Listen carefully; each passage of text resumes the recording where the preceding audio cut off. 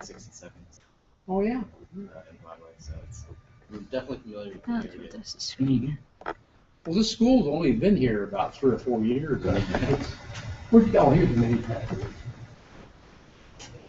Great. Is there an AC in I think he said he's trying to turn it on, yeah. All right, well, We'll make it colder or hotter. He's the principal. cool. I think, yeah, he's the, I think they call it director here. This school. Well, maybe you know, what's the number of AP classes versus intro classes to be taught this year in LA? There are 2 AP classes and 3, 5, 6 intro classes. I thought they were going to be 14 altogether. There, a lot of schools ended up withdrawing, Oh, really? or at least 1, 2, 3, 4 ended up withdrawing. Did Allen Valley High School drop? Not yet. But not really. But that teacher is actually considering just like doing it herself. Like there's a shortage of volunteers, but she was like, well, I feel pretty good about it anyway. But if we can find a couple people, that'd be good. So I think they're just going to do it no matter what. But like Crenshaw and LAUSD ended up dropping. Really? Schools in Pomona, mainly I think just because of like enrollment and like scheduling and getting they were all kind of like, let's talk about next year. Just getting all. Yeah, because we didn't. I guess they didn't have any trouble filling the class here because there were 30 in our first semester and 28 in the second semester. Yeah, that's a lot. There were half girls, half female. That's huge. It was. Saw a couple videos or something like that. I saw it was I forget where it was, but I think it was a TEALS related. And there were a lot of like girls who took the taking the course. So I was actually really surprised, and I was actually really. It's a really good thing when girls decide to take computer science courses. Yeah, yeah. Well, this charter school, this Synergy Quantum Academy is a charter school in the LA Unified School District, and it's STEM, more STEM oriented. So all the students have to take an engineering class, and a lot of them take computer science and stuff too. So yeah, it worked out really well.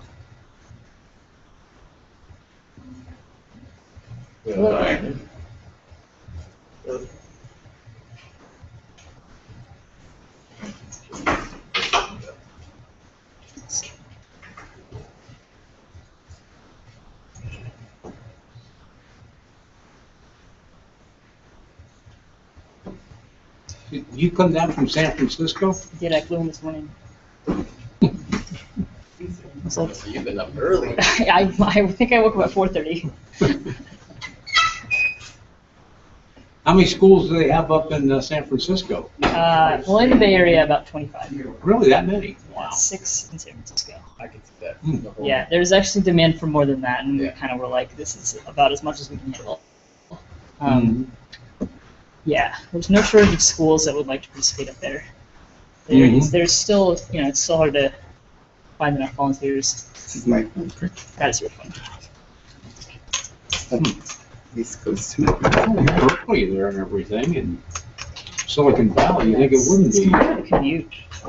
Yeah. That's what seems to get people more than anything else. Is like, if you leave at the wrong time, and it's probably true here too. If you leave at the wrong time, the traffic is just awful. And people it takes like hours out of their day. Yeah. And so that seems to be one of the major limitations, and just like a general culture of working a lot of hours. I've noticed. Yeah. A lot of startups. So, I mean, that being said, there's still like 70 or so people volunteering, which is a lot. So. I'm probably one of the weirdos, but I'm retired, so.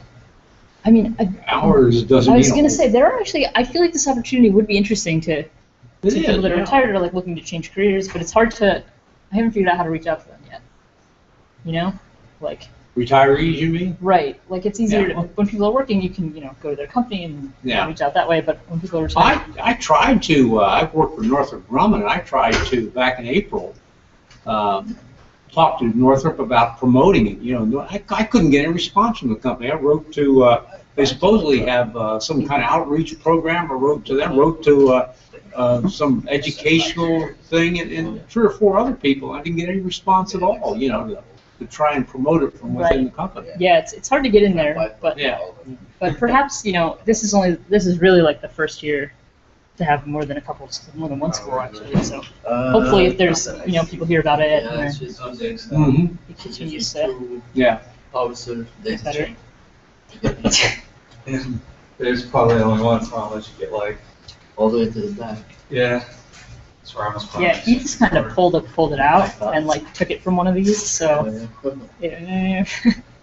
Well, we need Or do you want it- laptops are very long, or Not really. We're talking mainly about projects. okay, and then don't worry about it.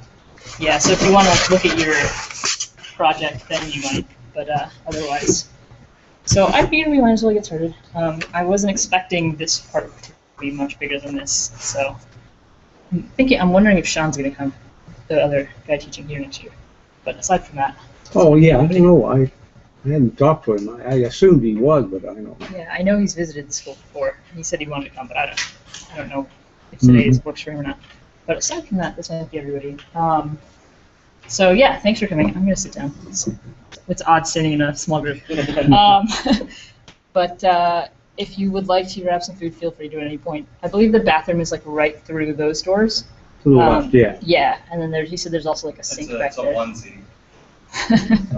Don't follow somebody else, you'll be waiting there. There's one outside. So yeah, that's that. Before we get started, are there any questions anybody has about like online tools or training or TEALS or? Okay. Were you guys all able to get into the dashboard? Yes. Okay. At home, yes. No more talk. It sounds like we can. I can't get that login. I don't know if there's an old style login that we can get to, a link. That doesn't use social media. Right. Okay. Oh. Yeah, because I tried different browsers, and obviously it helps me because I can spend my lunch hour doing some stuff. Gotcha. You mean getting into TEALS? Yeah. I go in through Gmail. I assume I work for Norfolk Grumman too, but that site doesn't come through. The Gmail? no, the whatever Oh, those 5 icons. oh. You click. I use Microsoft Live. Hmm. probably just That's They interesting. usually use Firefox and. Yeah, I use Firefox. ID. None of them gives me Hmm. social media. Oh, that's. Yeah, I don't know. Because all those links. Unless say there's a link that's your directly spam. that goes to the login. I can put my username and passwords. Oh, I don't know. I don't know the logistics of that. Because when you But click on one of those, you get another pop-up box. right, and so if you could directly So get I to think that, that you're saying, doesn't. Yeah. I don't know, but I can ask. That's interesting. I don't know. Okay, cool. So, oh, somebody here. I spent it's all it's good to go. Well, one second. Hello. So yeah, there are like a couple of papers there that will become relevant. But so to give you guys an idea of today, we're going to look, during the intro portion of this, look at the first 2 projects. Look a little bit at like some other aspects of the course in terms of like planning. We'll look at like the first 3 units and what's covered. And then whole group, we're going to do some stuff around lesson planning, grading, like follow up on the online stuff. Yeah, and that's like, so that puts us like right in the middle of training. The next online stuff you'll view is on assessment and engagement, so like strategies for engaging kids and for figuring out like whether they're understanding or not. And then the next in-person session, which is a week from today, will be on like a lot of practice stuff. So like practice teaching, practice giving lessons, practice like how to set up a lab. So much more like less curriculum, more of that kind of thing. And then between then and the next session, I think a lot of people start school. And so that last in-person session, we'll look at the later part of the course and like the projects there, final exam, final project kind of stuff. So that is generally where we are. Questions about anything? Just real quick, is there a login for our Wi-Fi here? Yeah, it was. SQA. Well, what's the SSID? What's the product? I think it's just SQA. Oh, SQA Wi-Fi. Oh, I see. And then the password is SQA happy explanation. That works. Thanks for happy. And heat plugs, unfortunately, I don't think there's any in this area, so you may have to like sneak off to like the side walls or something. I think it'll work. Yeah, that'll work okay. So objectives for today are particularly around like looking at the projects and predicting where kids are going to get stuck. So we'll like talk about your experience with them, and then also like look at a couple of the blocks and like if there's anything like that you weren't sure about. I'm not a SNAP expert, but I can try to point you in like the right direction for what I did. We will look at the learning objectives in every unit and kind of like what are the different topics that you cover and how long those might take. And like what are some activities that you might plan to get at those. And then some of the other resources that you can use in lessons that are not programming related. So there's like other aspects of this course that you can also like do with kids that aren't actually SNAP. So like we'll look at a little bit of that too. So we talked about this briefly, I think, last time, but essentially this course is adapted from a Berkeley course called Beauty and Joy of Computing. It is very project-based, so for you guys, probably like 10 to 15 minutes per day would be spent on lecture, and the majority is like coding. For the most part, kids aren't doing a ton of programming at home, so like most of that would be in class, but at home you might assign other stuff, like you might assign reading, you might assign like paper assignments. Projects around like presenting about issues in computer science or something like that. So there's kind of other things that they can be doing outside of class, but in class is like very much. Blown to bits, yeah. Yeah, so we'll actually talk about that. And then if you want to talk a bit about what you guys did around that, that would be great, actually. And so like in class, they have a lot of time to like practice, and then they have lots of support, so you guys are there to give them help, and that's kind of like the idea around that. Yeah, so there is this handout again in the curriculum guide. I think I handed it out to you guys last time, but just for the sake of like, since we're going over it now, I'm gonna grab one myself. And so this course is broken into 6 units, sort of.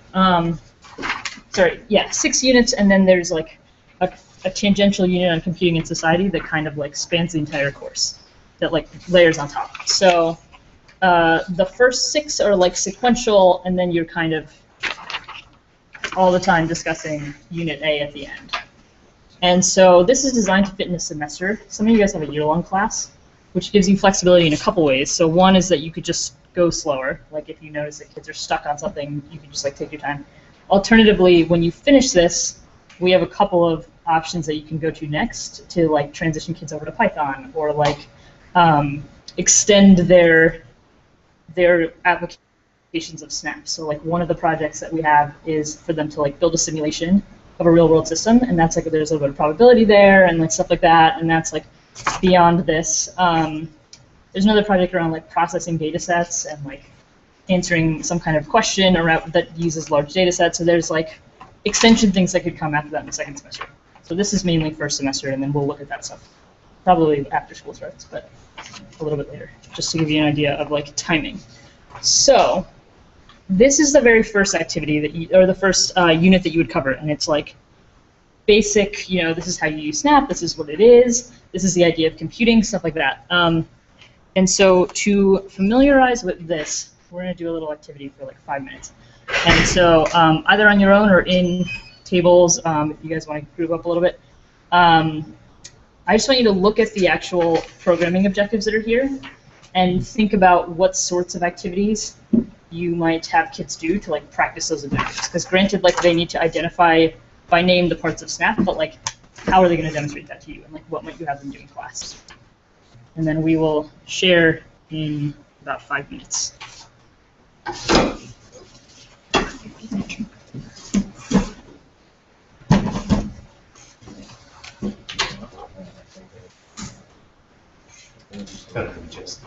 Bill Howard used to visit you. Yeah, I taught here last year, intro and here at SQA last year. Oh, you did? Yeah. Yeah, we were the first school in LA to teach TEALS. Okay. So you've been for, Quite a bit. We had first semester and second semester. okay, so you did a different set of kids? Yeah, different set. It was 30 first semester and 28 the second semester. And like I was saying before, about half of them were female. So actually, in the second class, more than half were female. And, you know, of the top 6 people, I'd say about half of them were female. So, So you worked on or a lot. yeah, you can. There's this first thing, identify by parts the name of the SNAP BYOD. There's a real nice recording out there. I don't know what it is. I don't remember the name of it, but I've got it somewhere. But it goes through and you can slide, you know, you just go through that. Yeah, well, no, it's a PowerPoint presentation, actually, yeah. So, I'll see if I can't maybe send that to you or something. You know what I'm talking about? There's one, I think, for SNAP and one for It BYOB. could be, is it from like Berkeley? Because I know I don't Berkeley's know, got some pretty I don't know good. where I got it, but I think I've got the name of it. I'll email Cool, it to you, yeah. and you can kind of post it, yeah. Yeah, we'll add it to the curriculum. And I'll tell you what we did the second semester. When we started off, the second day, there's a computer science unplugged resource out there that took cups like that, you know, and teach them about what programming is. And we had symbols to pick up the cup, move it so far, set it down, go back, pick up another cup, move so when you sit down, and, you know, do the same thing and build a pyramid. And so they could see by looking at the symbols, you know, again, that's programming, right? And it really worked well. And then we gave them a little project each for each different, you know, we had the pair, we were pair oriented, and give them a set of those symbols, and we were supposed to build their pyramid out of those cups. So, you know, teaching what programming is, that was really effective.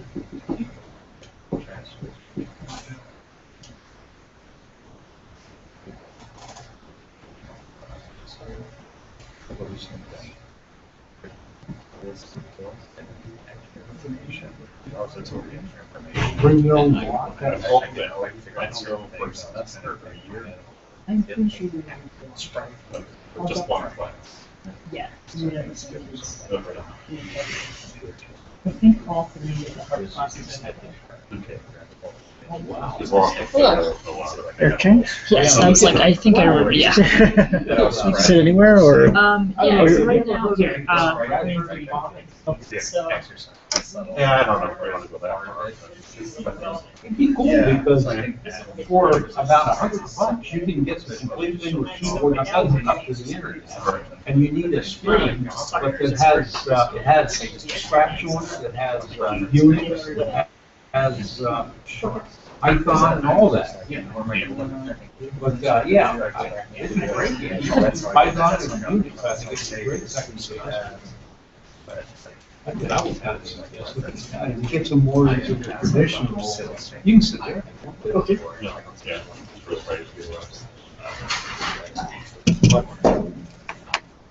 Yeah, because I thought HTML or something, Yeah, something we can see, you know, yeah, in yeah. terms of web pages. Yeah, well, you know, you get them into that whole thing, the integrated development environment, because, you know, I'm sure Python, I know it's very high, but you can enter the code, and, you know, I don't think that was use syntax error and the whole thing. I don't think so. The first project we had to do was, after we kind of had it start, was to draw smiley faces. And the kid can use their own imagination, you know, so you teach them, you know, the movement and the hand, and how to even draw a circle, you know, because it's just an approximation, turning and moving, turning and moving. And you know, they make pretty interesting smiley faces. That was the first project. So, yeah, we'll wrap up in about a minute, although there's probably more than that you could talk about, but we'll move on in about a minute.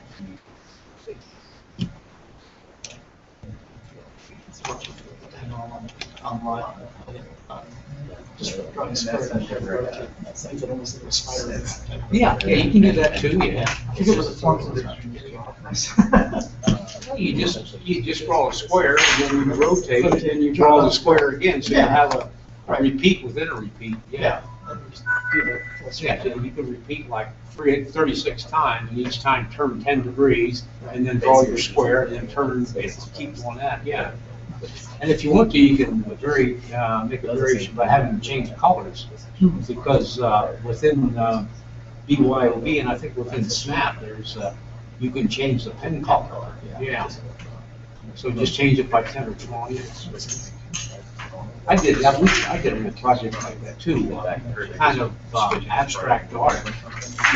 You need a random function. You start drawing with a pen width and color, and then you go to, you strain how long that's going to be, and then you go in a different direction, and you change the pen color, and just keep it, you just see it off the whole screen. Okay, so let's wrap up there for now. Although I'm sure you guys could continue to share, but I want to make sure we get through these couple units at least, and then you can go back and kind of discuss. But do you guys want to share maybe like 1 or 2 objectives and what you came up with, or like a couple of good activities that you think would be good? Well, there is a couple of PowerPoint presentations on the pieces of SNAP and BYOB, which would be a good place to introduce it, and then maybe, talk about a couple of the different palettes, the pen and the movement, and have the kids do, movement drawing, like draw the square, that kind of thing. Great, yeah. And another one, what we did was introduce programming was on Computer Science Unplugged. There's a unit where you take paper cups and you have instructions like pick up, move so many units, set down, and so on.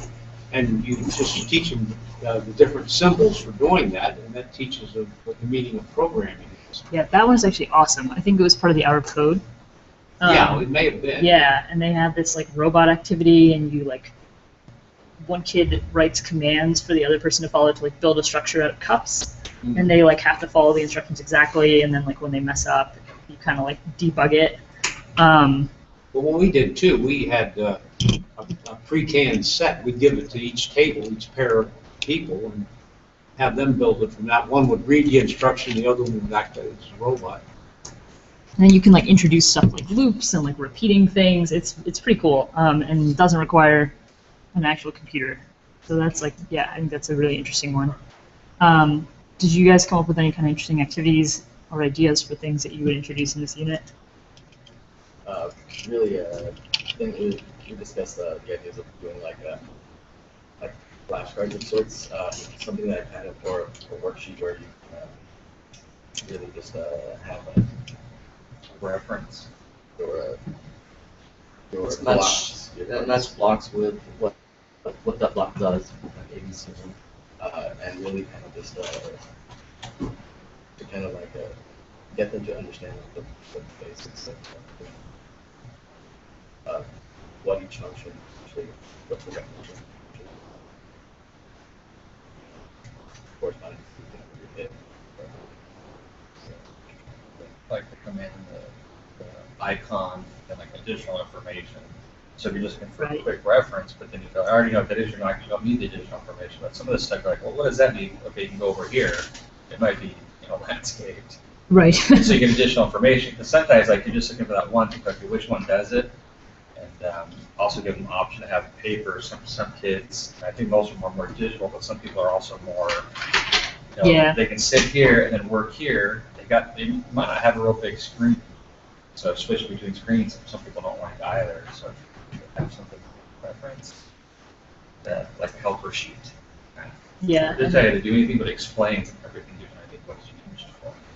So, yeah. Right, because there might be 30 things, but they might only be using 10 in that system. So kind of like what you need to do is in here, and it's in here, but here you see all of it. Here you see what applies to your work. Yeah, that That's makes right. sense. It's like having Legos, but you only need 10, but they give you 30 in here, but you got 10 in front of you, like the cups, like the same thing. Okay, it's one of these. I need one of Right, these. yeah. So it I see narrows that. down the learning curve for me. That makes sense, especially in the beginning. Like most of these blocks are beyond what they need to But like, use. yeah, all your operands are one of these guys, at least for the basics. Right. I see. Okay, that's an Give us interesting some idea. hints, like instead of we have 30 of these, which one can you? We're giving like gonna be one of those 10, Right. not one of the 30. Right. That makes a lot of sense. Yeah, because I was struggling with like on the Morrow, and like you figure out how to do some things easy, but then it's just like silly little things. I'm like poking around forever, and I'm like myself, I just need something. If I just have something for reference, I can Right. figure out pretty fast. And it's not like sometimes it's Let's not get the terribly first one. intuitive, like what those blocks do. Yeah, not until you get into it, but your first, it's like the Mario one. It's like it's your first one. Like where do I start? Right. You're thinking about that stuff. Yeah, and they could be like overwhelmed. That's a really good idea, actually. I hadn't really thought about that. Just like limiting the pool of blocks that they're using. Yeah, it's like programming language. You start with like chapter 1. They don't expose you very little. It's just Right. like, just to get the feet wet.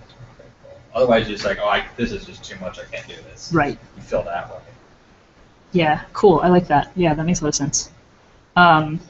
So yeah, this first unit is like mainly that and like little projects for the most part. And then you get to the second unit, which culminates in the Mario project, which you guys hopefully did or took a look at. And so at this point, they're like doing some different things, animating sprites, using if and else statements and stuff like that. And so I want to actually look at Mario and then just discuss sort of, your guys' thoughts on it and things like that. So for the rest of the units besides the first one, there is a project at the end that's like a programming project.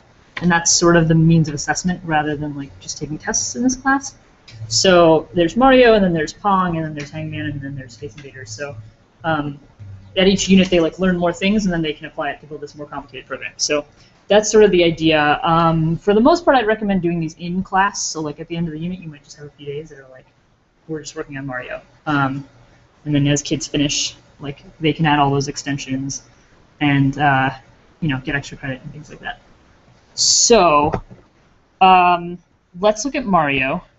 Has everyone at least had a chance to like start it, look at it, knows what it is? Some of us completed it. Yours was crazy awesome.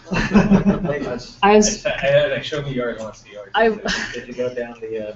Yeah, Yeah, well, because I was looking through it, I was looking for like examples to show, and then I was like, I can't show that one because that's like not. It's like beyond what kids would do. But it was really impressive.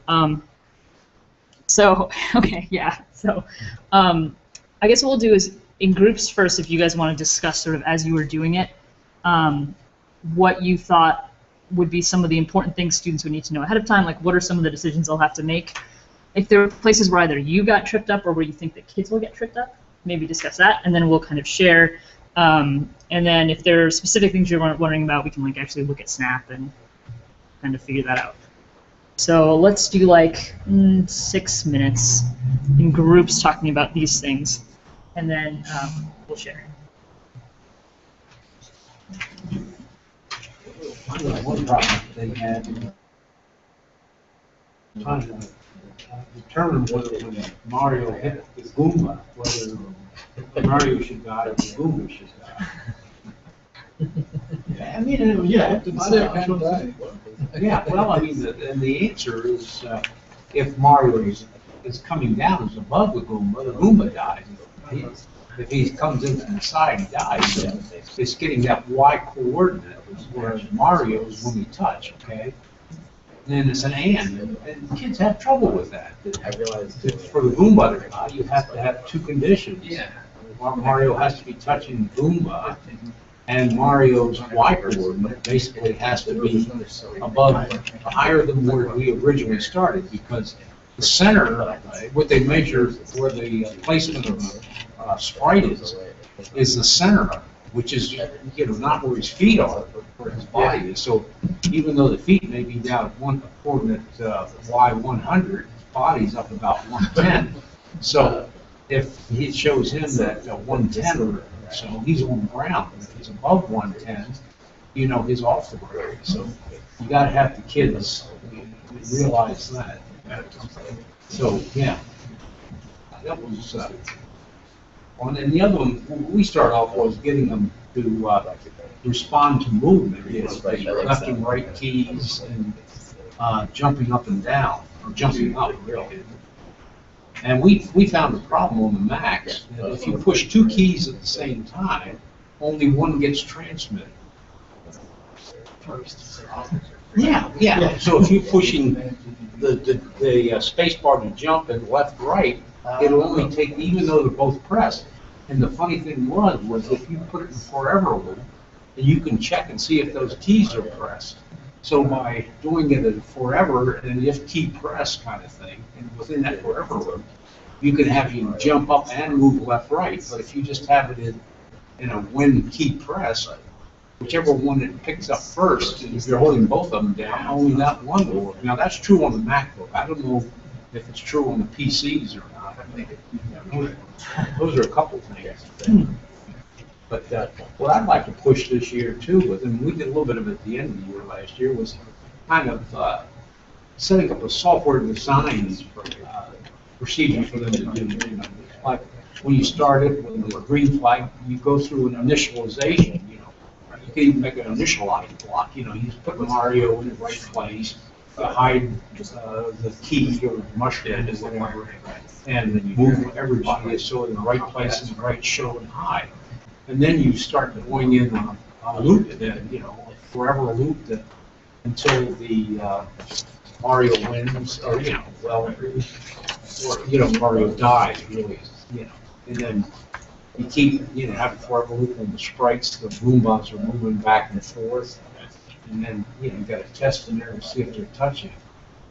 And then, you know, then we had at the end of when Mario dies or whatever, and we had kind of, after that got over, a kind of a final screen, you know, congratulations, or you lost your moron.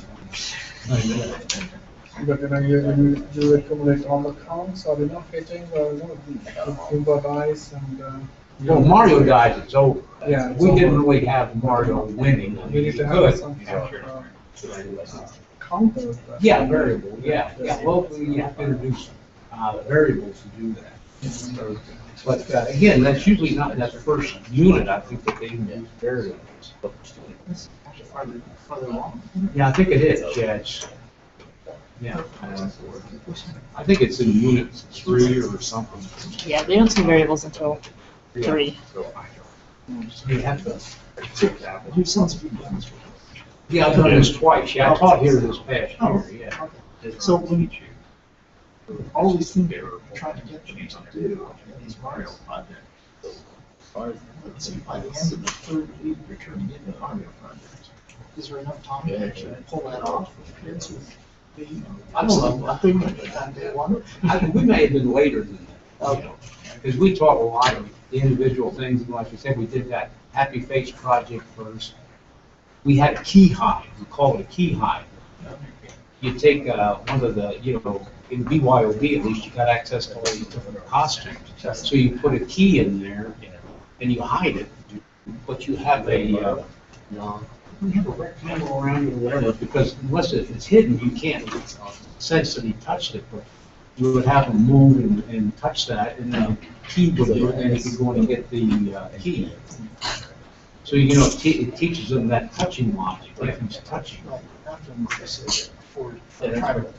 Yeah, you need that,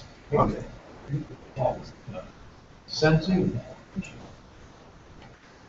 Blocks. City always had. It's touching. Yeah.